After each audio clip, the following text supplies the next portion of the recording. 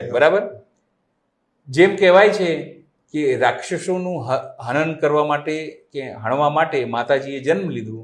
સાહેબ, હું વ્યક્તિગત રીતે માનું છું કે ભગવાને માતાજીના સ્વરૂપમાં ગેનીબેન ઠાકોરને અહીંયા મોકલ્યો છે. તમને એવું થશે કે હું બહુ પ્રભાવિત થઈશ ગેનીબેનથી, અને એટલા માટે આ વાત કહું છું. એક પત્રકાર તરીકે મારે કોઈનો ફેવર ના કરવી જોઈએ, પણ એ મહિલા છે.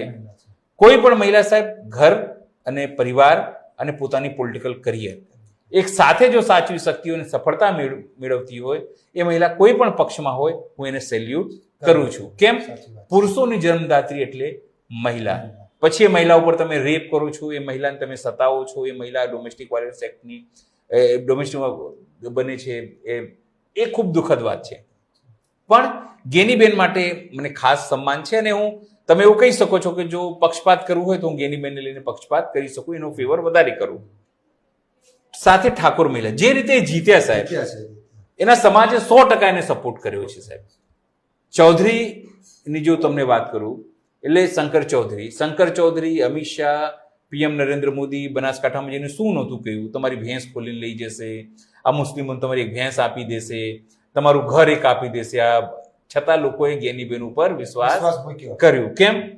ગેનીબેન મહિલા છે, માતાજીનું સ્વરૂપ છે, અને એવું કહી શકાય, હું વ્યક્તિગત માનું છું કે એ જીત્યા